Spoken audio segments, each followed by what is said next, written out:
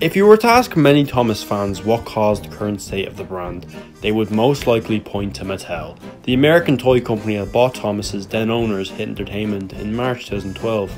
But a few years ago, many fans were saying that Mattel saved Thomas, as according to them, they brought on a new writing team and put lots of stuff in the show for the fans. Then, in 2012, Mattel bought Hit Entertainment and Thomas received a new home. Mattel saw potential in the show and knew it was broken. The first thing they did was bring in a new head writer named Andrew Brenner, as well as a new producer named Ian McHugh, and a whole new team of show writers, animators, and even a new narrator. But now, the fans really do agree that Mattel ruined Thomas.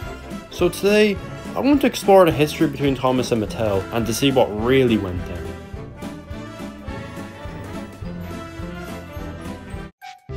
In 2010, after making some Thomas toys, such as Trackmaster, Hit closed their own toy company simply called Hit Toy Company. Hit made a deal with Mattel's Fisher-Price to produce Thomas toys, such as Trackmaster and Take and Play, which was a replacement of Learning Curve's Take-Along. Then, in October of that year, it was announced that Apex Partners, the current owners of Hit at the time, will be putting Hit up for sale, and the company was put up for sale in April 2011, with the option to sell the company in two parts: the Thomas & Friends franchise and the other Hit characters, including the stake in the PBS Kids Sprout channel, with both parts being allowed to be bought both together or separately. Many companies came forward, including Disney, Viacom, Hasbro, Classic Media, Corion, Saban Brands, and of course, Mattel. Due to Mattel already having worked with Hit, Apex agreed to sell Hit to Mattel on the 24th of October 2011 for $680 million. Excluding its share of the PBS Kids Sprout channel. The sale and merger was completed on the 1st of February 2012, and Hit became a part of the Mattel family, which was managed under its Fisher-Price unit. Now at first, due to the success of Thomas, which accounted for 80% of Hit's revenues, there were talks that Mattel only wanted to buy that franchise rather than the entire Hit library. But honestly, I'm glad they bought the entire Hit library. It was a good decision in retrospect. A year after Mattel bought Hit, Series 17 of Thomas aired. Not only was the animation produced by a different company, but many fans considered an improvement over what the series had been getting for the last 9 years. This era of the show was nicknamed the Brenner era by fans, named after the head writer at the time, Andrew Brenner. Now, because of Mattel buying Hit a year earlier, many fans believed that it was Mattel that brought Brenner on, a new producer Ian McHugh, and a whole new writing team, and improved the show. However, that wasn't really the truth. You see, Brenner actually joined the writing team in 2010, 2 years before Mattel owned Hit. Usually one series of the show with animation produced by ARC usually took 2 years to make, like how Series 20 began production in 2014 but didn't come out until 2016. So we can assume Series 17 probably started production in 2010 or 11. Ian McHugh had already been working at Hit for years, and he'd already been involved with the series since Series 15. It was really them who were there at Hit who brought the old characters back, adding realism, fixing problems. Don't tell me he needs special coal again. No, Gordon. That was fixed years ago. And having lots of fan service. There are two ways of doing things, Oliver. The Great Western Way and the wrong way. I know. Which including adapting the stories from small railway engines. What was that for? They splashed me. They splashed me. Mike! But Mattel did do some really good stuff for the franchise. Anyone remember the Thomas Creator Collective? Yeah, back when Mattel actually acknowledged the fans and got them to make videos for the official YouTube channel. An absolutely amazing idea. We also got new merchandise lines, like minis. Okay, okay, what you see what it is?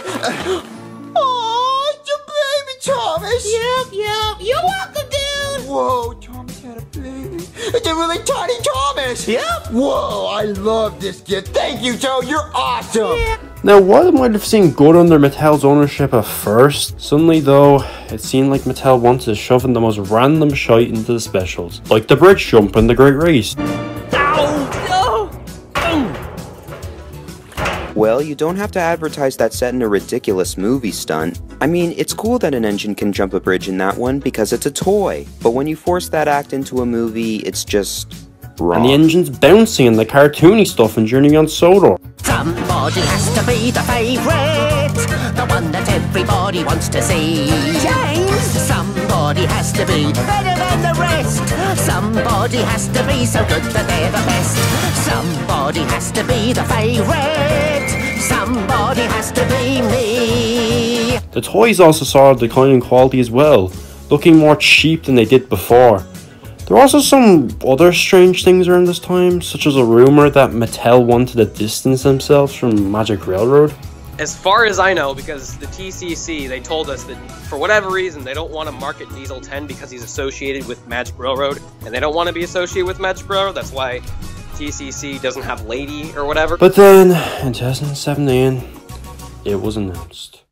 Lassie, Mia, and Gordon, Rebecca, and Emily, and Thomas #1. Yes, Big World Big Adventures was announced, and the fans, including myself, went mad.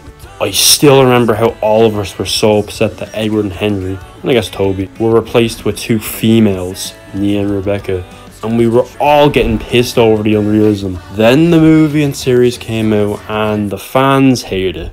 Well, not all the fans. I will admit, my 11-year-old self actually liked them when they first came out. It must have been because I was younger and more optimistic or something. I tried to ignore the dream sequences as they were not real. But now, even though the dream sequences are not real, they're still fucking stupid. We did have some good stuff in this era, like the episodes written by Michael White, a fan of the series who goes by White House Films online. But overall, this era was just shy.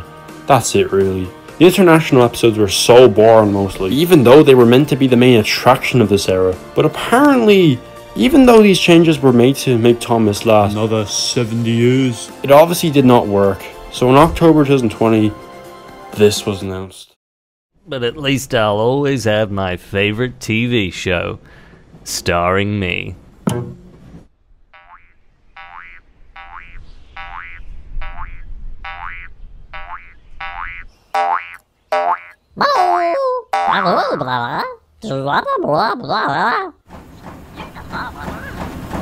No?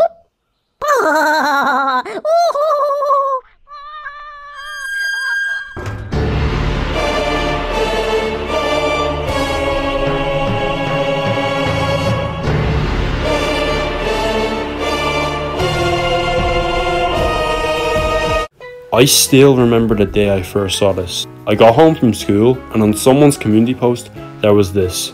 Of course, like everyone else, I was pissed. And then in January, the trailer was released. Here comes Thomas! It was this day, everyone was saying Thomas was dead. And it'll never be good again. And I was one of those people. Now after a test animation was made, Mattel with help from Canadian animation studio Nelvana produced a new reboot of Thomas. All engines go! It first aired in Mexico in August 2021, before being aired in the US the month after, and in the UK in November of that year. And while I might have hated it then, I don't really hate it anymore. I can completely understand why someone would get enjoyment out of it, and why someone wouldn't. However, while I don't hate the series, the main thing that annoys me about it is that it's very clear that Mattel does not care about the nearly 80-year legacy of Thomas. It's written like a generic kids show, and not like Thomas. Even with the new cartoony unrealistic style, they could still make it faithful to the source material, but they choose not to. It's also too North American for Thomas, as even though Sodor is still meant to be a British island, there's barely anything British about it. The railway just feels more like a hybrid of a British railway and American railroad rather than just a British railway. Unlike the original where it's timeless, Orange and Skull is just two 2020s and will probably be considered dated in a few years. It's probably going to end before the decade ends, because it definitely doesn't seem like it's going to last as long as the original. My prediction is that it's going to end in 2025. However, I feel like Orange and Skull should have had only one English dub, a UK dub. The North American dub of Orange and Skull is a lot better than the UK dub, because they prioritise the North American dub and don't really care about the UK dub. Here comes Thomas on the #1 engine. Whoa! All engines go! Here comes Thomas on the #1 engine. Whoa! All engines go! Unlike the CGI series where they gave both dubs an equal amount of effort, Thomas is British, and it should stay with the brand around the world. Orange and Skull should have brought back many of the writers and voice actors from the CGI series, as Thomas was one of the bigger animated shows we have heard of in the UK back then. I feel bad for the CGI voice actors, as Thomas is probably one of their bigger voice acting gigs in the UK, but now with the original show over, they've lost one of their bigger gigs. I can't even decide what's worse, Bubba or Orange Means Go. However, I feel like Bubba had a better crew behind it than Orange Means Go. Because while Bubba had the shite that it did have, it was still clear that people like Ian McHugh, Andrew Brenner and Michael White cared about Thomas and what it stands for. They understand how special it is. While it's undeniable Mattel did some good for Thomas, what they've done recently is by distancing Thomas from its roots. It has slowly become more generic as time goes on, as well as the official Thomas Instagram having the biggest shy on it. That's the stupidest bullshit I've ever heard. But hey, we're coming close to the 8th anniversary, and I'm hoping we'll see more respect for Thomas's history then.